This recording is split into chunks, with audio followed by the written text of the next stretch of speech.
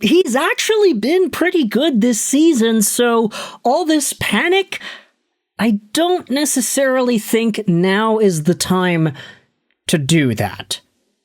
And the reason we are making this video, talking about the Edmonton Oilers and the Pittsburgh Penguins, is plain and simply because the Edmonton Oilers are one of the 2 NHL teams that are not playing a game today. Yeah, we already mentioned it in a prior video, but the schedule is so wonky. This time around, you've got Vancouver, San Jose, LA, Anaheim, and Vegas all playing 1 p.m. Pacific Standard Time games. The Oilers, they are not competing today. So this gives us an open opportunity to talk about them and their situation. Plus, the Pittsburgh Penguins have a game at 7 p.m. Eastern or 4 Pacific. It is one of the last games on tap today. So I think this is a timely conversation to have. This is all assuming, of course, that a trade does not get made between the time I finish making this video and the time it gets public on YouTube about 12 hours from now.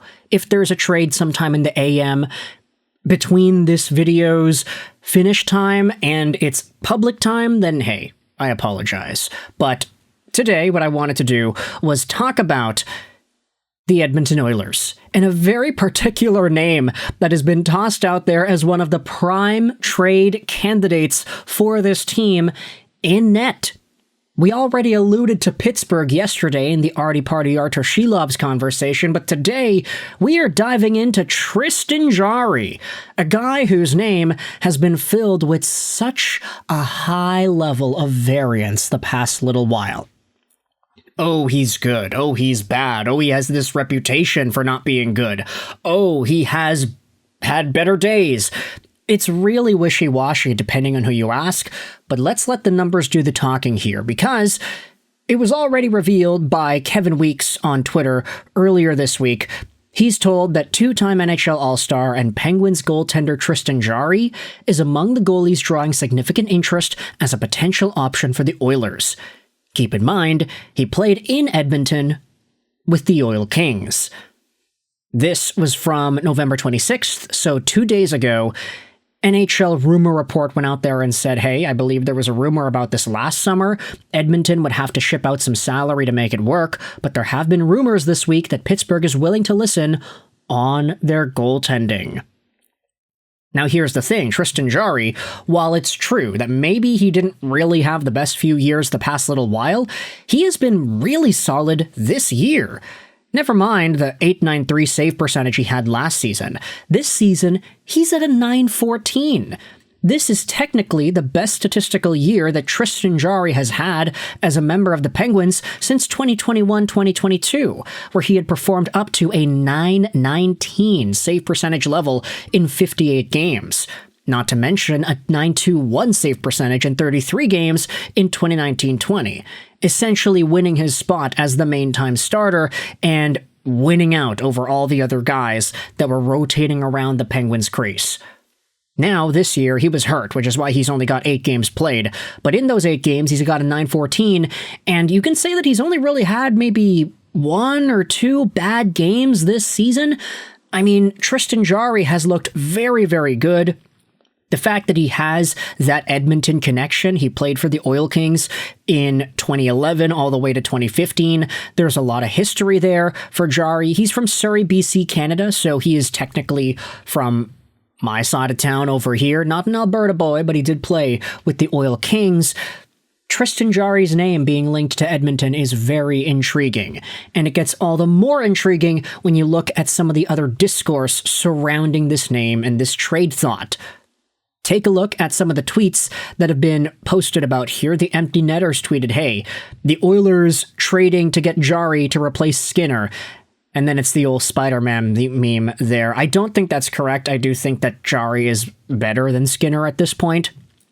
You then have this posted by Oilers Live. I'm not 100% or even 75% sure how accurate this is, but this was posted and it did get some traction here on Twitter. 132,000 views.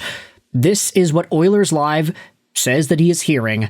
Edmonton would get Tristan Jarry and Parker Wotherspoon. Pittsburgh would get Stu Skinner, Matthias Janmark, and draft picks. The Oilers to move Kulak to free up room with Nuge coming back. This trade should be happening soon. Now again, believe what you want. Some sources may be more reliable than others. I'm not saying that Oilers Live is a liar. I'm not saying that this person doesn't have any sources, but this was posted online. At the time of me speaking into this microphone, this hasn't gone down. It could go down at some point, and if it does, then hey, we'll make another video about it. But that is all I wanted to use as a disclaimer for this tweet. Top reply says, hey, what percentage confident are you that this is happening? He says, a source I trust is letting me know. So, I mean, it just kind of got a lot of traction on social media. I'm not saying it's guaranteed, but I think the idea of trading away a Stu Skinner in any one of these goaltending moves, either Skinner for Binnington or Skinner for Jarry or Skinner for Demko even. Oh, goodness forbid Skinner comes over to the Vancouver Canucks. Thatcher Demko is an entire other conversation there, but Stu Skinner would have to probably be included there, right? If you're getting an upgrade in net, maybe the best kind of upgrade would be one to move Skinner to a 1B position, so you're not running Skinner and Pickard, you're running somebody in Skinner. But I think at this point, the Oilers have lost so much leverage because everybody knows how bad their goaltending can be. And it's interesting because, the conversation from yesterday, the Jordan Binnington video, it still does reign true here to some capacity. The idea that, hey, even though Stu Skinner has had goodness awful save percentage goaltending this year, even though he is a guy who just hasn't made the saves he's needed to make, he still is a better analytical goaltender than Jordan Binnington is. Binnington might have better save percentage numbers, but Binnington is letting in a lot more worse goals than Skinner is. The Oilers are also a lot worse defensively this year than the Blues have been.